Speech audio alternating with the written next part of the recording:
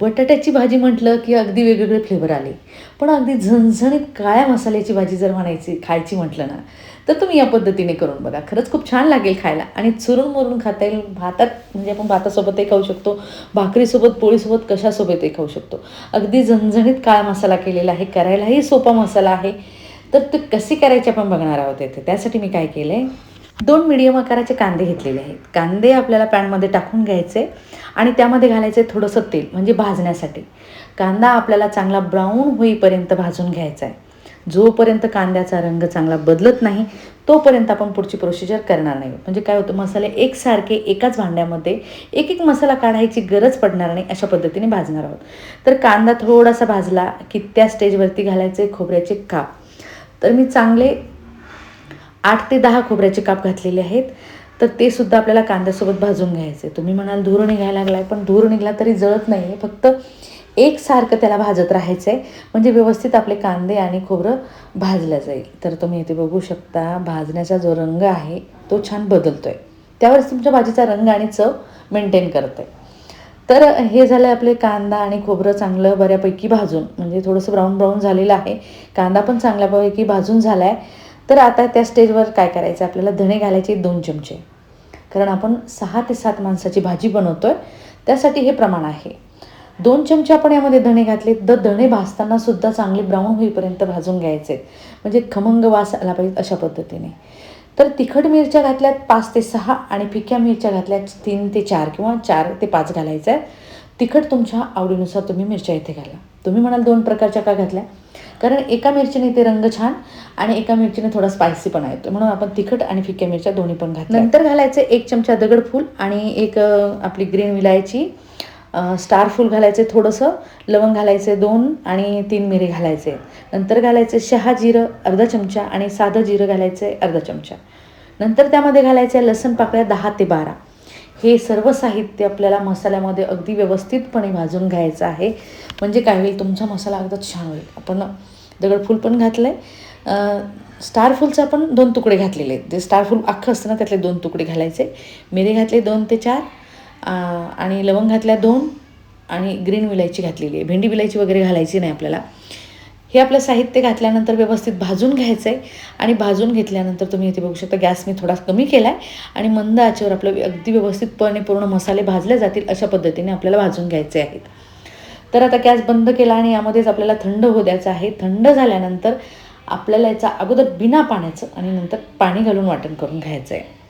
तर इथे मसाले चांगले बऱ्यापैकी थंड झालेले आहेत. थंड झाल्यानंतर काय करायचं आहे, मिक्सरचं छोटं भांडं घ्यायचं आहे. छोट्या भांड्यामध्ये चांगला बारीक मसाला होऊन निघतो आहे, म्हणजे जितकी चांगली पेस्ट होईल ना, तितकं मसाल्याचं टेक्स्चर छान येतं आहे. तर हे मसाले मिक्सरच्या भांड्यात टाकून आपल्याला बारीक वाटण करून घ्यायचं आहे. बऱ्याच जणींची एक तक्रार असते, मसाला आमचा बारीक होत नाही. त्यावेळेस काय करायचं आहे, खोबरं आणि कांदा बाजूला ठेवायचं आहे, बाकीचे मसाले आपल्याला वाटण करून घ्यायचे आणि कोरडं. नंतर त्यामध्ये कांदा आणि आपण जे खोबरं घातले ते घालायचे आणि नंतर पाणी घालून पेस्ट करून घ्यायची आहे. तर तुमचा मसाला बारीक निघेल. तर आपण मसाला अगोदर नुसता बारीक करून घेतला आहे. नुसता बारीक करून घेतल्यानंतर त्यामध्ये घालायचं अर्धी वाटी पाणी. पाणी घातल्यानंतर त्याची पेस्ट करून घेतली. तुम्ही बघू शकता रंग पण छान आला आहे आणि मसाल्याचा जो वास येतो ना, किचनमध्ये सुवास येतो ना, मस्त फ्लेवर येतो आहे. तर आता कुकरमध्ये आपण भाजी करून घेणार आहोत. कारण कशासाठी, शिजायला गॅस पण कमी लागेल आणि पटकन भाजी होईल आपली. तर बटाटे मी चांगले मोठाले होते तर 2 घेतलेले आहेत. त्याचे मोठाले काप करून घेतलेत. एकदम बारीक करून नाही घ्यायचे, थोडे मोठाले काप ठेवायचे. त्या ग्रेव्हीमध्ये, ज्या काळ्या मसाल्याच्या ग्रेव्हीमध्ये ना मोठाले काप छान वाटतात, म्हणून आपण त्यामध्ये टाकून घेतलं आहे. तर आपण लसूण वगैरे घातला होता, त्यामुळे आपण फोडणीला लसूण घातलेला नाही आहे. चांगलं 2 ते 3 चमचे मी तेल घातलं आहे कुकरमध्ये आणि तेलामध्ये आपल्याला मसाला चांगला फ्राय करून घ्यायचा आहे. भांड्यामधला पूर्ण मसाला आपल्याला काढून घ्यायचा आहे, कारण तेवढा मसाला आपल्या भाजीला लागणारच आहे. तुमचे जर मेंबर कमी असतील तर यातला मसाला तुम्ही नंतरच्या मटकीच्या भाजीला, वांग्याच्या भाजीला, कुठल्याही भाजीला तुम्ही वापरू शकता. तर मसाला ठेवू शकता. तर मसाला चांगला तेल सुटेपर्यंत फ्राय करायचा आहे. जोपर्यंत त्याला तेल सुटत नाही तोपर्यंत आपण चांगल्यापैकी फ्राय करून घेणार आहोत. तर फक्त मसाला फ्राय करताना गॅस मिडियम ठेवायचा आणि एकसारखं फ्राय करून घ्यायचं. गॅस फुल ठेवला तरी चालेल, पण एकसारखं हलवत राहायचं मग, म्हणजे पटकन तुमचा मसाला फ्राय होईल.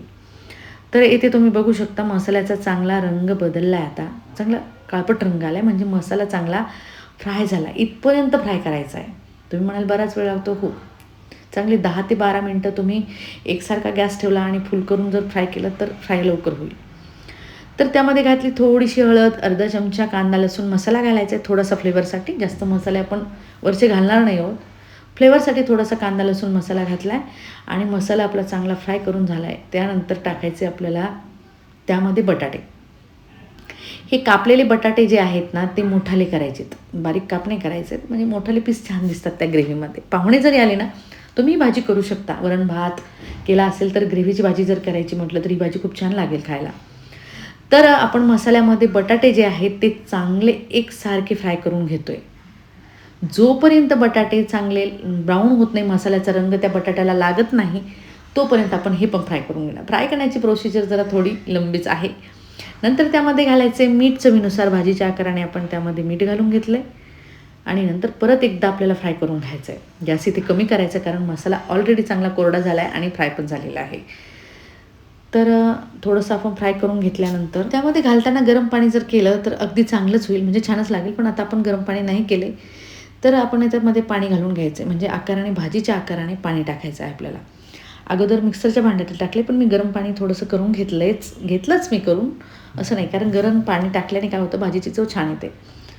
तर ग्रेव्हीच्या आकाराने आपण पाणी घालणार आहोत. तुम्ही म्हणाल खूप पातळ आहे, आत्ता पातळ आहे पण थोडीशी घट्ट होईल ती शिजल्यानंतर. कारण तुम्हाला जर पाणी जास्त झालं आणि तुम्हाला जर वाटलं खूप पातळ झाली भाजी तर त्यावेळेस काय करायचं, शिजल्यानंतर बटाट्याच्या ज्या फोडी आहेत त्या थोड्याशा कुस्करायच्या आणि एक उकळी आणून घ्यायची, मस्त ग्रेव्ही तयार होईल.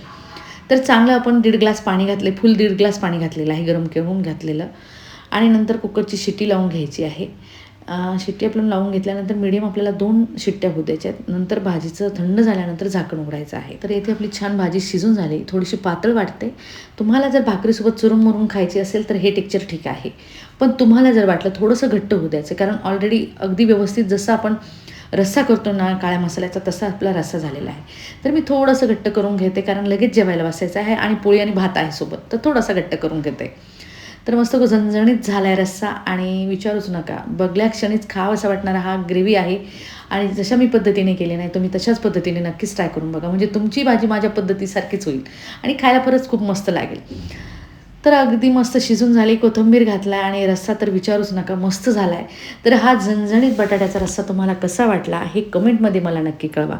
तुम्हाला जरी माझी रेसिपी आवडली असेल आणि तुम्ही माझ्या चॅनलवर नवीन असाल तर माझ्या चॅनलला सबस्क्राईब, लाईक, शेअर, कमेंट करायला विसरू नका. तर चला भेटूया अशा झणझणीत आणि रस्सेदार भाज्यांसोबत. तोपर्यंत बाय.